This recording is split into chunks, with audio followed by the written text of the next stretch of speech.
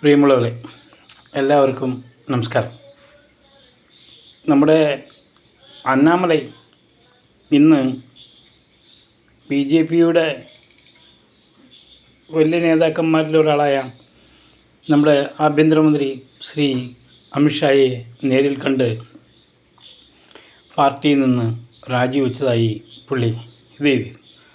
അതിൻ്റെ ഫോട്ടോ കണ്ട ആർക്കെങ്കിലും കാര്യം മനസ്സിലാവും. തമിഴ്നാട് പിടിക്കാനുള്ള ഒരു രംഗമാണ്. കാരണം എന്താണെന്നാൽ തമിഴ്നാട്ടിലെ ചില നേതാക്കന്മാരുണ്ട്. അവരുടെ രീതി എന്താണെന്ന് പറഞ്ഞാൽ അവർ കഴിഞ്ഞിട്ടേ വേറെ ആരുമുള്ളൂ. ആ ഒരു രീതിയാണ് അവരുടെ ഉള്ളത്. അത് പാർട്ടി വളരാൻ വേണ്ടിയുള്ളതല്ല. ഈ ബി ജെ പി 1980 രൂപീകരിക്കപ്പെട്ട മുതലേ തമിഴ്നാട്ടിലുണ്ട്. അവരുടെ ഉദ്ദേശം DMK ആയിക്കോട്ടെ ADMK ആയിക്കോട്ടെ ആര് ഭരിച്ചാലും അവർക്ക് കിട്ടേണ്ടത് അവർക്ക് കിട്ടും. പിന്നെ വേറെ സംഭവം പാർട്ടി വളരാൻ അവർ അനുവദിക്കാറില്ലായിരുന്നു. ഇതാണ് തമിഴ്നാട്ടിലെ BJPയുടെ രീതി. കാരണം ആര് ഭരിച്ചാലും അവർക്ക് കിട്ടാനുള്ളത് കിട്ടുക എന്ന് പറയുമ്പോൾ പിന്നെ അവർക്ക് വേണ്ടാത്തതൊന്നും അന്വേഷിക്കേണ്ട ആവശ്യമൊന്നുമില്ലല്ലോ.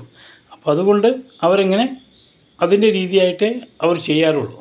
അപ്പോൾ പാർട്ടി വളരോ ഇല്ലയോ അതൊന്നും നോക്കില്ല. പക്ഷേ അണ്ണാമലൈ വന്നേ പിന്നെ തമിഴ്നാട്ടിലെ യുവാക്കൾ, ഒരു പഠിച്ച വിദ്യാഭ്യാസമുള്ളവരും അല്ലാത്തവരും ഓട്ടോറിക്ഷ തൊഴിലാളികളും സ്റ്റാൻഡിലുള്ളവരും ഏത് രംഗത്തുള്ള ടീമുകളും അദ്ദേഹത്തിൻ്റെ എൻ മണ്ണ് എൻ നാട് എന്ന് പറഞ്ഞ ഒരു പദയാത്രയിൽ ലക്ഷോപലക്ഷം ആൾക്കാർ കൂടെ പങ്കെടുത്തത് നമ്മൾ കണ്ടതാണ്.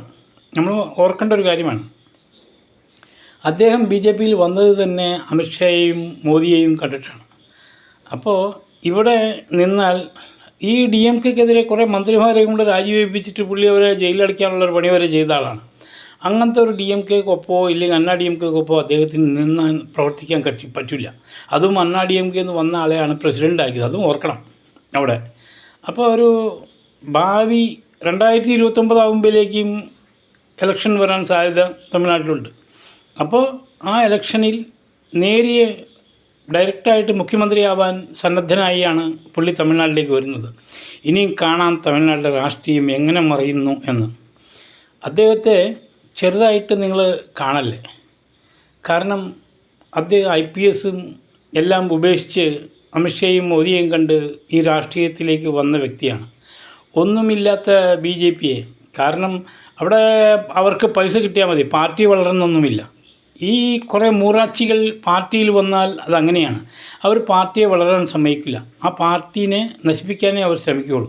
അത് അണ്ണാമലൈ മുകളിലെ കേന്ദ്ര നേതൃത്വത്തോട് നല്ലോണം ബോധ്യപ്പെടുത്തത് കൊണ്ടാണ് മാത്രമാണ് ഈ ചിരിച്ചുകൊണ്ടുള്ള ഈ രാജി സ്വീകരണം നടന്നത് എന്നാണ് എൻ്റെ ഉദ്ദേശം. എന്നാലും തമിഴ്നാട്ടിൽ BJP അല്ല, അണ്ണാമലൈയുടെ പാർട്ടി തന്നെ വളരട്ടെ. അദ്ദേഹം ഒരു ദേശീയവാദിയാണ്. അദ്ദേഹം പ്രാദേശിക ശക്തികൾക്കൊപ്പം നിൽക്കില്ല. അയാൾ ഹിന്ദി ഭാഷയും കൂടി ബഹുമാനിക്കുന്ന ഒരാളാണ്. കർണാടകയിൽ പോലീസ് ഓഫീസറായിട്ട് ഇരുന്നതാണ്. ഒരു രാജ്യമല്ല, എല്ലാം ഇന്ത്യയെ മൊത്തം ഒന്നിച്ച് നിൽക്കണം എന്ന ഉദ്ദേശക്കാരനാണ്. ശ്രീ പെരിയാറിനെയും കാമരാജ് മാതിരി ഉള്ള നേതാക്കന്മാരെ അദ്ദേഹം ബഹുമാനിക്കാറുണ്ട്. പെരിയാറിനെ ബഹുമാനിക്കാറില്ല. അത് നമ്മൾ കണ്ടതാണ്. പെരിയാറിനെ ചവിട്ടുകൊട്ടയിലെറിഞ്ഞ ആളാണ് ശ്രീ അണ്ണാമലൈ. അദ്ദേഹം തമിഴ്നാട്ടിലെ രാഷ്ട്രീയം ഏത് വിധത്തിൽ മറിക്കും എന്ന് നമ്മൾ കണ്ടറിയാം. നമസ്കാരം.